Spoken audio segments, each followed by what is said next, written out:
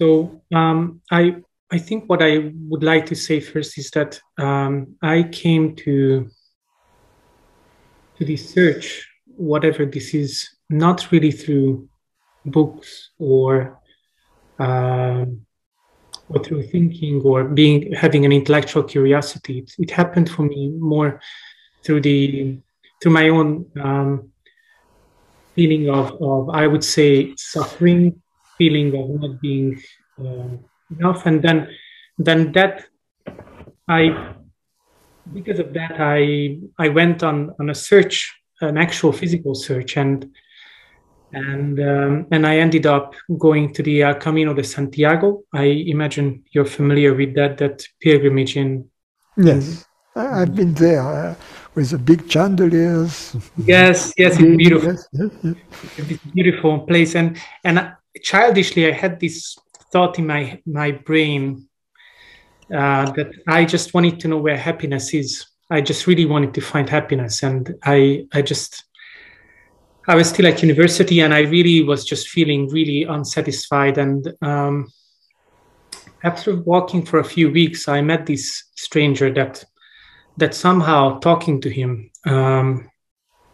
Now looking back, I can see that somehow it inspired me. And what happened after that is that I went on my way, he went on his way, and I walked up a little mountain. And when I looked down, in a second, less than a second, I just, in a blink of an eye, I disappeared, and everything was there. And I just, all of a sudden, I realized that all the problems, all the conflicts that I had, that it never existed, and actually everything was always perfect. Who was this stranger? Did he give his name?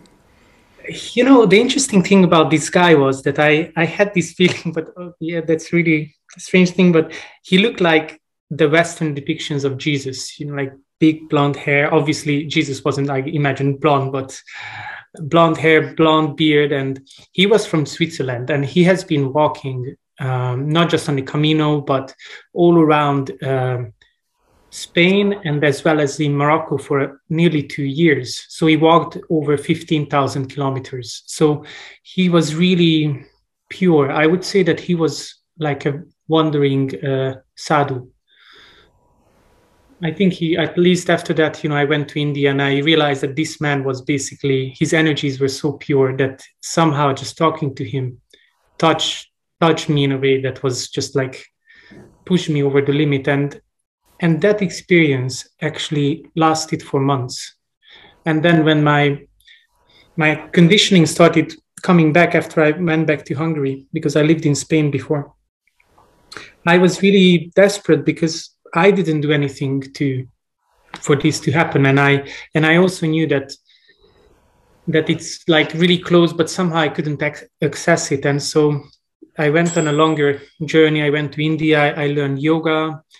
And then after I settled in a Thai monastery and did silent retreat, and there other mystical experiences happened, like that I exploded beyond my body and all that. But what was interesting, that the residue of all that was again this returning to myself, that I actually, again, I couldn't put words on it at the time. But the feeling was that actually this lack has never been there. Somehow words of Jesus came back. I really started realizing what, I didn't even know that I knew these words, but when Jesus said, "Be not afraid," I realized that he was pointing to this, that fear is just really this thin veneer over ourselves, and actually what lies beyond is immeasurable depth. And again, after a few months, these things started fading again. And during that time, there was one meditation experience that when I was in a deep ecstatic state, like feeling that my whole body was lit up by orgasm and all that, like there was this sense of going towards a certain channel. And as I was in a way going through that, a really deep sense of fear, a fear of death came up. And that, I never felt this pure sense of death before. And that really, I think I also have never been so scared. And so I fought to come out. And after that, I felt really confused and actually afraid of to fully sit and meditate, because I didn't really know what happened. And I didn't know if I could literally die or not, because that's how it felt. And as years passed by, I first I met Krishnamurti's teachings, and then I saw that there's truth in that, and that what he talked about resonated with me, and I saw that there was truth in it, but I just somehow couldn't access it. And finally, I met Rupert 2 years ago. I mean, I came across his teachings, and I also saw that what he talks about is also what actually I was looking for somehow, but not really through intellectual means. And the reason why I came to you was because I think I still struggle with my mind. I've lived in East Asia as well, and I thought that somehow pushing myself out physically out of the environment I grew up, I could somehow get through this point of fear of somehow letting everything go, letting my past reference, the fear of letting go of the past reference somehow. But somehow the more I tried, the stronger the fear got. And although I had realizations about the nature of how everything is happening in this single unexplainable now, yet somehow I still couldn't trust these. And yet there's this persisting sense of doubt, somehow doubting my own seeing and wanting something to hold on to. And I just wanted to know if you have, knowing this much, if you could maybe help me with something, tell me something that would be useful.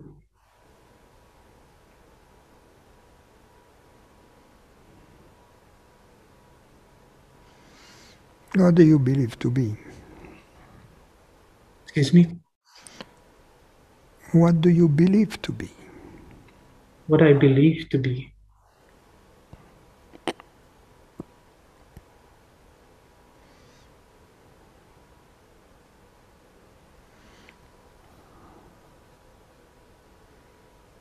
I'm not so sure if I understand the question, what I believe to be. When you say I, yes. When you say I'm not sure I understand the question, you use twice the word I. Yes. One to express that you're not sure, and then to express your understanding.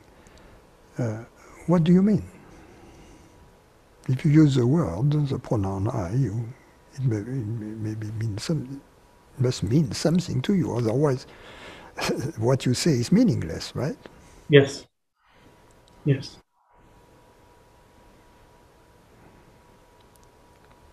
The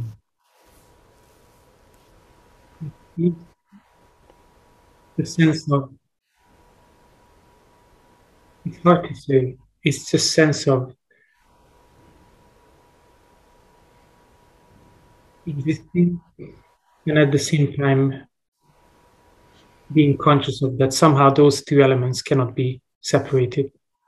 Yeah. So my advice to you is be nothing else than that.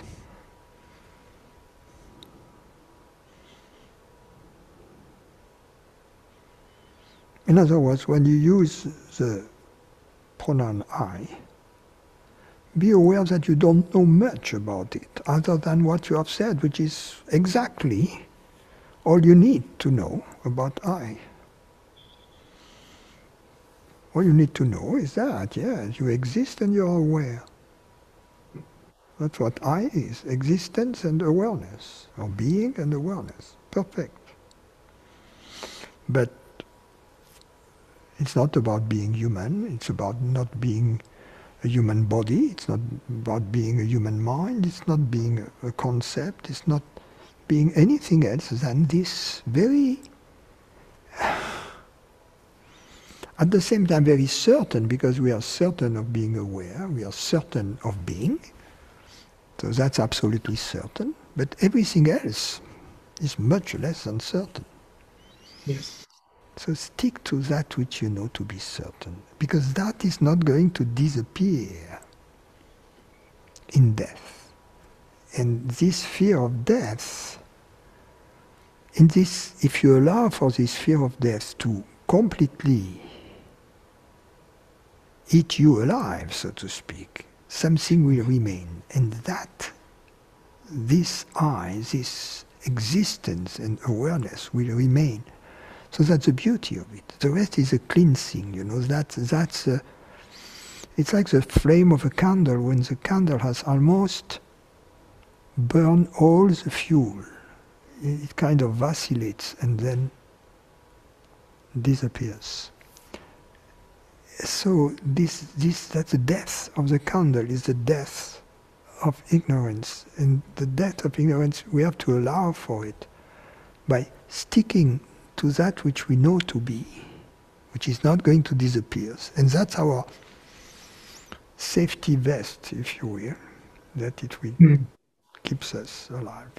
You're not reality. Your reality is not going to disappear. Your awareness is not going to disappear. But allow for everything else to take you to. Don't be afraid of this fear. Go through the experience of it. Instead of keeping it at bay, just.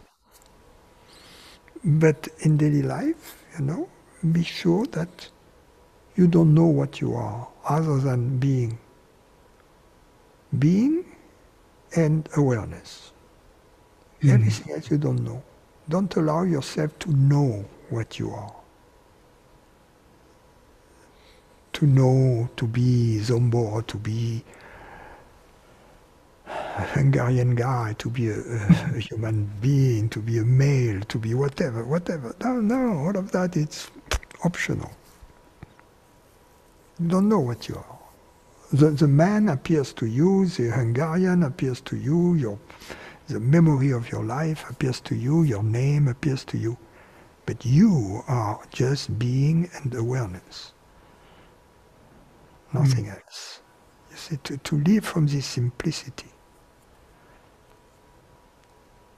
Just pay attention to it in the beginning, and then it will create reminders so that you will, and every time you remind yourself of not thinking of yourself in other terms than being and awareness,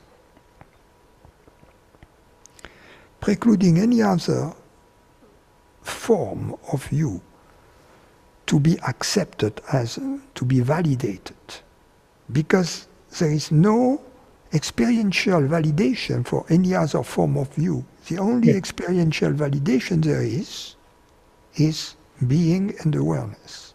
So stick to that which you know for certain to be, which is validated, if you will, experientially. And you'll see, in the beginning you will make the effort, not the effort, you will remind yourself, oh no, I don't want to be the boy, the guy, the male, etc. That will create more reminders down the road. And each reminder, when you remind yourself, you will drop the false identity or the uncertain identity to go back to your true identity, being and awareness. Each reminder will create more reminders down the road, and you'll see how smooth it goes. Thank you so much because I think this is exactly